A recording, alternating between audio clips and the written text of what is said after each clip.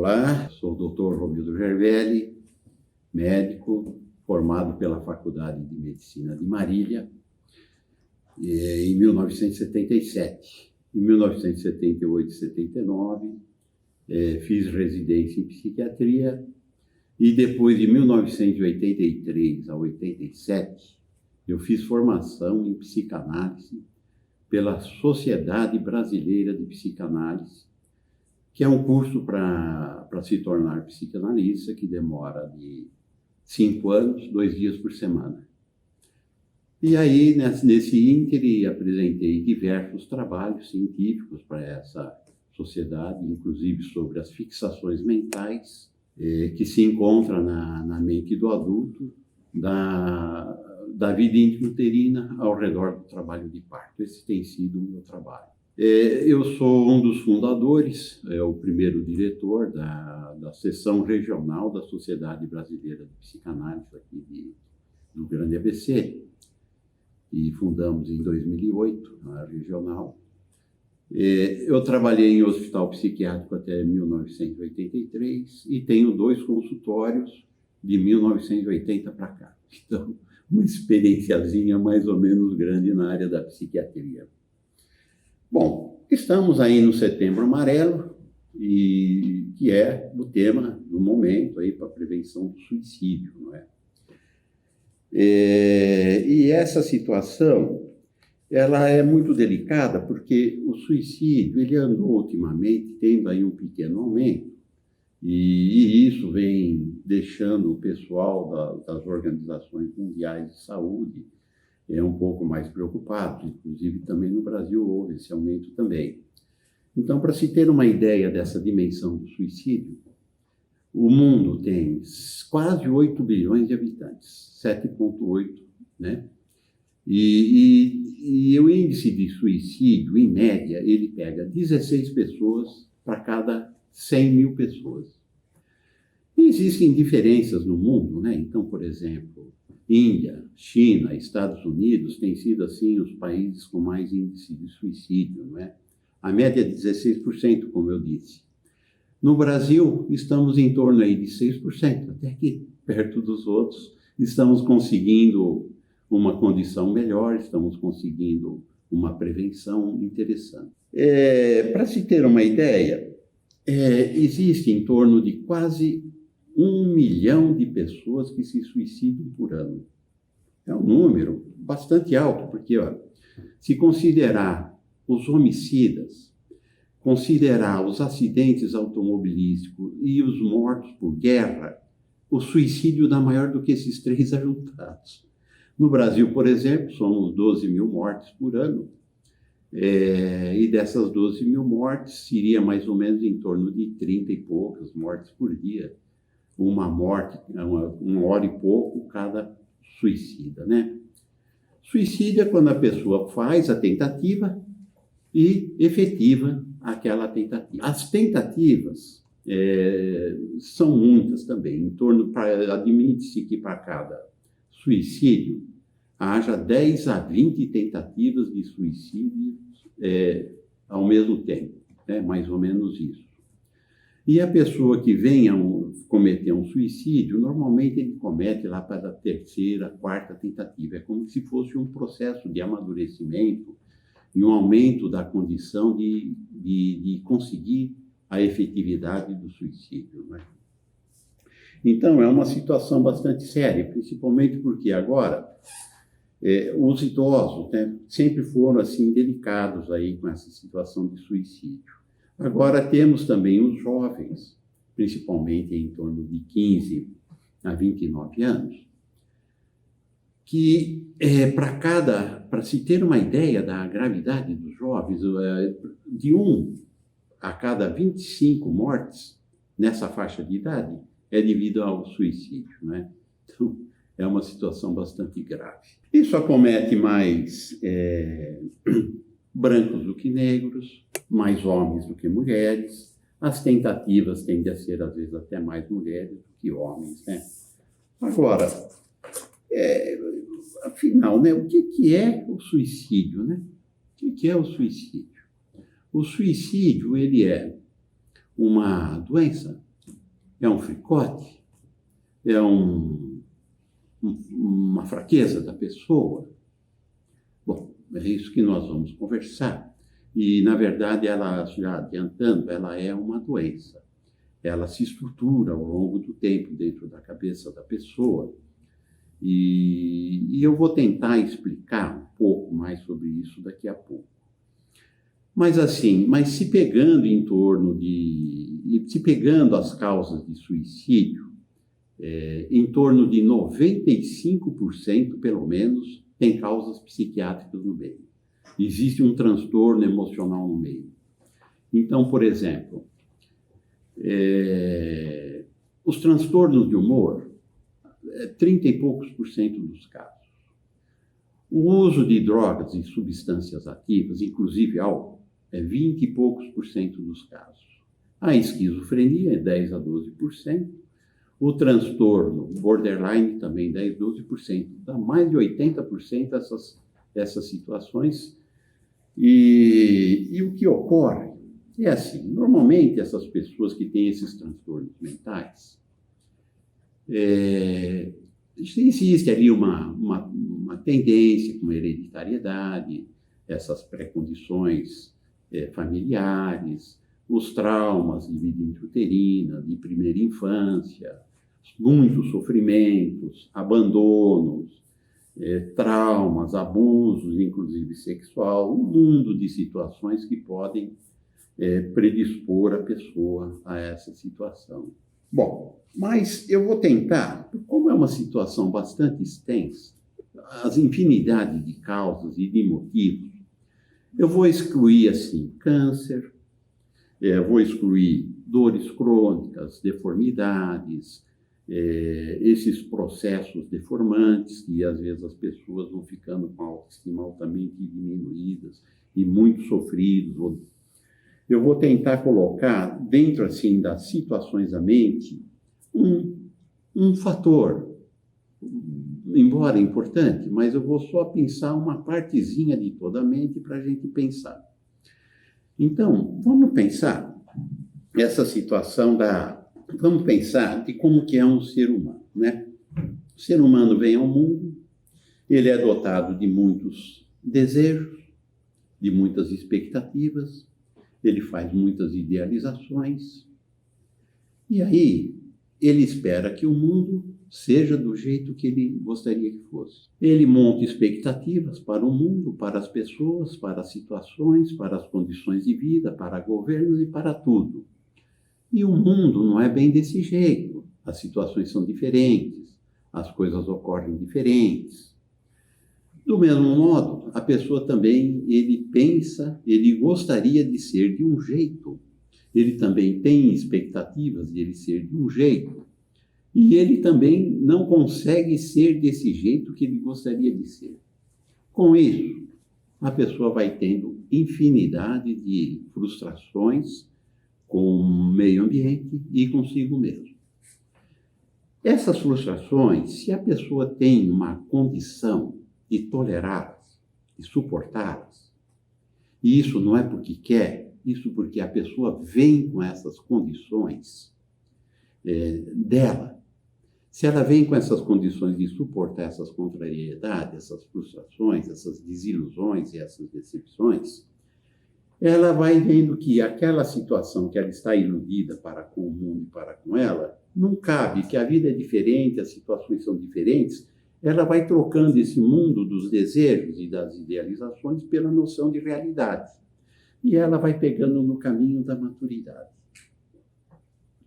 Já as pessoas que, por um mundo de razões que eu não vou citar, né, isso depende de pessoa a pessoa, a pessoa não consegue tolerar essas contrariedades, não consegue tolerar essas frustrações.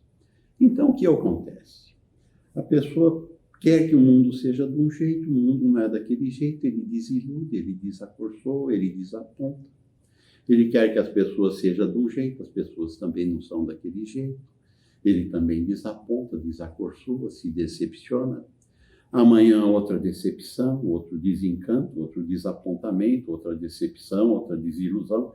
ele vai fazendo ao longo da vida uma montanha, vamos dizer assim, dessas decepções, desilusões, desacorçoamentos para com o mundo. Conforme a gente desaponta com alguma coisa, o que acontece com a gente? A gente não quer mais aquilo. Aquela pessoa desacorçoou a gente não quer mais contato com aquela pessoa. E o mundo desacorçoou a gente, desapontou a gente não quer mais o mundo, a gente vai se fechando. E isso é uma questão de mais tempo de vida para isso ir se estruturando cada vez mais. Ao mesmo tempo, a pessoa também tem as situações de autoexpectativas, tem as autoilusões, a pessoa quer ser de um jeito, ela não consegue, ela quer ser de uma maneira, não consegue. E aí, então, esses desejos, essas vontades não seguem para a noção de realidade. São vontades, são idealizações, são expectativas mais inflexíveis. A pessoa quer ser daquele jeito, sim. Ela pretende, não aceita ser do jeito que é. Então, ela vai encravando ali com essas situações dela e ela vai ficando autodesacorçoada, autodesapontada, ela vai ficando muito frustrada, altamente contrariada, ela vai ficando ela vai ficando com uma diminuição de autoestima progressiva. Ela vai se desapontando consigo mesma de uma forma que ela vai formando um complexo de inferioridade, por exemplo, vai se sentindo muito a menos do que os outros, vai se sentindo muito infeliz, não realizada, ela vai fazendo um processo doentio. Junta com as desilusões de fora, que também é outra montanha, e essas situações vão fermentando dentro da mente da pessoa e alterando química cerebral. E, ao mesmo tempo, produzindo novas ideias, novas desilusões dentro de pensamentos negativos, que cada vez vão ficando mais estruturados e mais organizados. Acontece que uma parte dessas pessoas, ainda bem que não são todas, vão desenvolvendo também ideias contra a vida. Não vão querendo viver desse jeito, não vão aceitando esse mundo desse jeito. Vão formando as ideias suicidas. Essas ideias que brotam dentro da cabeça não dependem da vontade da pessoa, são situações que surgem. Elas vão se desenvolvendo como uma semente de uma planta que vai crescendo ao longo do tempo. Essas ideias, elas também vão crescendo dentro da mente daquela pessoa, conforme ela for tendo mais desilusões, mais decepções, mais autodesilusões, mais autodecepções, e essas ideias, elas vão progredindo ao longo do tempo, vão ocupando mais tempo a cabeça da pessoa. Consequentemente, a pessoa vai vendo que aquelas ideias de autoeliminação vão fazendo muito sentido para ela não vai conseguindo se defender, ela não vai conseguindo uma autocrítica disso. Essa ideia vai avançando, ela vai considerando cada vez mais essas possibilidades, porque os sofrimentos não cessam, as autoinsatisfações não cessam, e a pessoa vai pensando, vê um tipo de suicídio, vê outro, a pessoa vai pensando como ela faria, e vai cada vez se aproximando mais a possibilidade dela praticar um ato dessa natureza. Se ela não tiver uma autocrítica que faça com que ela veja que aquilo não está indo bem na cabeça dela, e ela busque um tratamento, ou alguém da família dela que faça ela ir a um tratamento, ela tende a praticar o ato.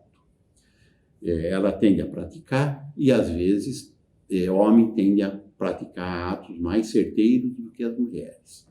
Mas, mesmo assim, existe a possibilidade de tentativas não darem tão certo. Em torno da terceira tentativa, que se efetiva, a pessoa vai estudando cada vez mais, ele vai se aprimorando cada vez mais na situação do suicídio. Até esse processo da autoeliminação, né, que seria... O suicídio é a retirada da própria vida voluntariamente, né? Então, assim, é uma situação muito grave, muito séria, né?